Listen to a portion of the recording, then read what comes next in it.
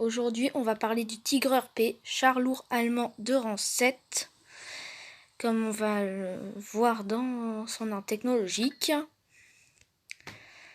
C'est le Tigreur P qui permet d'accéder soit au Ferdinand, même si c'est pas le chemin le plus facile, soit au VK 4502A, qui est, je pense pas vers là que je vais me tourner plus tard.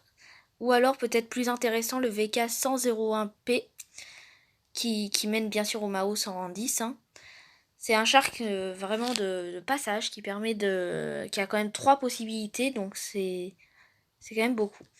Il succède à un char de rang 6, le VK 3001P, qui est selon moi très très bon aussi, comme vous pouvez le voir. Hein.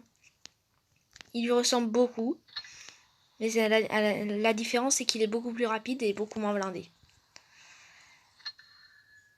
On compare souvent le Tigreur P au Tigreur 1.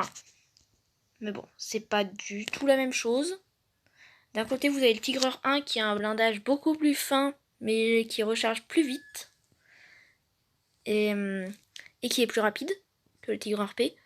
De l'autre, le Tigreur P qui a un blindage de 200 mm à l'avant, je crois. Que je vérifie. Ouais, 200 mm à l'avant, c'est quand même beaucoup. Sur 100 mm à l'avant de la tourelle. Mais ça perce rarement à l'avant de la tourelle. Il faut pas croire. Par contre, le gros problème de ce char, c'est son weak spot. Il en a deux. Deux gros weak spots. D'abord, le tourello. Ce fameux tourello. Tout le monde le perce et tout le monde le vise.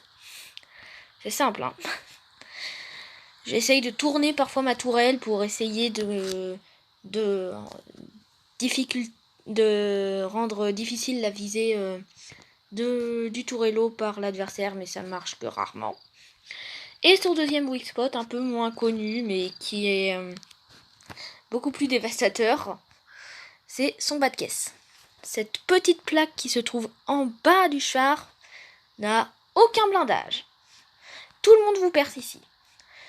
Donc votre blindage, il est très très lourd. Donc vous en payez le prix sur la vitesse.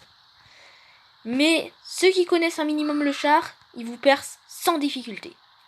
Et ça, c'est selon moi le gros problème du Tigreur P. Par contre, il peut y avoir des chars qui ont une très bonne pénétration, mais qui vont pas vous percer, juste parce qu'ils ne connaissent pas le char, ou qui tirent n'importe où.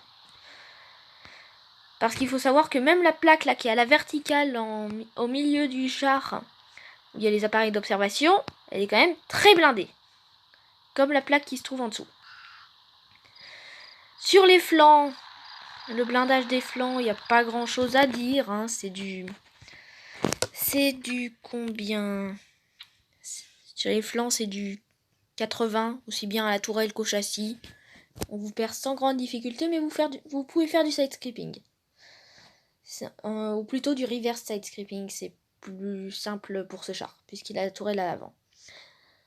Et on remarquera qu'il a la même épaisseur de châssis à l'arrière que sur les flancs. De blindage. Aussi bien sur le châssis que sur la tourelle, ce qui est assez rare. Donc tout le monde vous perce derrière et sur les flancs. Si vous les orientez pas. Donc maintenant, on va tout de suite partir en bataille pour vous montrer ce qu'il vaut. Alors, le voilà. On part en bataille sur frontière maritime, en bataille impromptue. On est top tier. En face, il y a du SPIC, de l'issue 122-44, du Shafté, du KV1IS, du KV2 Menacing, du KV2 Menacing et du SU100Y. Avec nous, on a un peu de monde, mais pas tant que ça. Il n'y a pas de grandes choses. Ouais, il y a du T37, du KV2, du G-Commander 4, de l'L4, de la RL44, il y a moi et il y a du C2 SPG. Alors là, je m'élance tout de suite sur la colline centrale hein, de frontière maritime, qui est un point assez stratégique à détenir. Donc là, les deux KV2 qui sont spot par le Chitou, c'est très bien.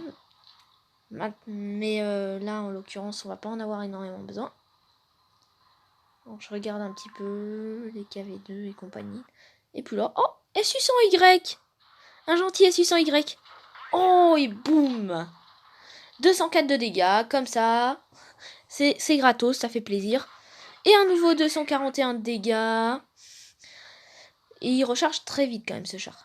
Là, le KV1IS qui se fait des spots. Je tente le tir, mais ça passe pas. Il n'y a rien. Alors ici, il y a le shafté. J'essaye de m'approcher pour y voir un peu mieux, mais non, ça passera pas.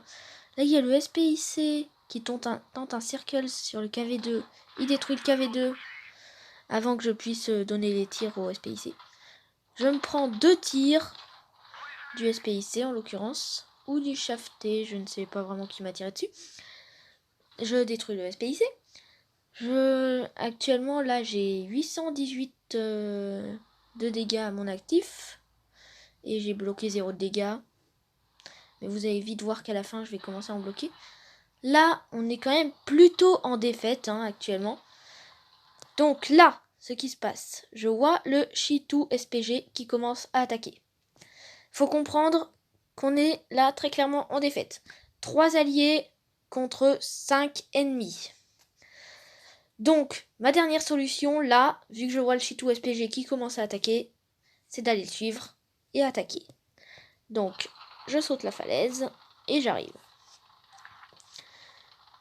Il y a les KV2. Je donne un tir sur le KV2. Là, le KV2 et le Chitou SPG qui sont un peu occupés à se battre. J'en profite pour donner un nouveau coup au KV2. Je me prends 390 de dégâts du KV1IS. Le KV2 qui se fait détruire. Oh, et qui voilà. Oh, le shafté. Et boum, 241 de dégâts. Et j'en suis à 160 de dégâts bloqués. Mais ça va vite monter, je vous promets. Avec ce char, quand on l'angle bien, ça passe. Alors là, on est en 3v4. Donc la situation n'est pas encore perdue. Je m'angle pour éviter de voir mon bas de caisse. Le KV1IS qui me tire pas dessus. Je détruis le KV1IS. Et donc là, je me retrouve dans une situation où d'un côté, j'ai le shafté. Et de l'autre, le KV2. Alors, qui prioriser? Moi, je priorise le shafté qui est beaucoup plus agressif vers moi que le KV2 qui est en train de jouer très défensif. Sans doute parce qu'il est en train de recharger ou je ne sais quoi. Alors, là, je commence à me montrer vers le shafté. Je lâche le tir. Je sais pas pourquoi ce n'est pas passé. Je bloque le tir du shafté. J'en suis déjà à 480 dégâts bloqués. Je lui casse sa tourelle. Dégâts infligés en épique pour l'instant. Et je surveille le KV2. Le KV2 qui commence à me rentrer dedans. Là, je me trouve en 1v3 avec un shafté sur le côté qui continue à m'embêter un petit peu. Et un KV2 en face de moi qui me saute dessus littéralement. Pour moi là, la situation elle est perdue. Donc je tente le dernier shoot sur le KV2. Je vise. Il me met un tir, sans doute avec une HE ou une APCR, je sais pas. Et je finis par me faire détruire. Dans cette situation de 1v3 là, j'étais encerclé, j'avais aucune solution. Donc je finis par me faire détruire. C'est dommage, mais bon. Au moins on réjouira. Parce que j'ai eu un signe de maîtrise classe 3. Gros calibre. Dégâts infligés en épique. En l'occurrence, j'ai mis 2562 de dégâts. Et j'ai détruit 2 chars lors de cette bataille. Bon, dégâts bloqués en rare, tir impactant en rare, dégâts grâce à votre aide à la destruction et destruction de chars en classique. Donc, dans l'équipe, je suis le meilleur. De pas très loin avec le Chitou SPG qui a bien joué, je trouve. Dans le détaillé d'efficacité, j'ai touché vraiment un peu tout le monde au final dans cette bataille. Je me suis concentrée sur la la bataille. Tout simplement, j'ai essayé de me battre jusqu'au bout. Côté récompense, on a eu un signe de maîtrise classe 3 et gros calibre, mais je me répète. Donc, c'était pour vous montrer que ce char, vous l'aimez ou vous l'aimez pas, ce char. Tout simplement. C'est ça. Soit, si vous aimez les chars lents, bien blindés, et que vous savez protéger vos weak spots, ce char est pour vous. Si vous n'aimez pas les chars lents, et qui ont des gros weak spots faciles à prendre, passez ce char. Très clairement. C'est pas le char pour vous à ce niveau-là. Ce char, soit on l'aime, soit on l'aime pas. Si j'avais un char à vous conseiller, je vous conseillerais peut-être plus le Tigreur 1, qui m'a l'air plus équilibré, mais qui est plus rapide. Au final, il est plus équilibré un peu partout, mais il a moins de blindage. Hein. C'est vous qui faites votre choix. Hein. Donc, c'est la fin de cette vidéo. C'est tout ce que j'avais à dire. Bye!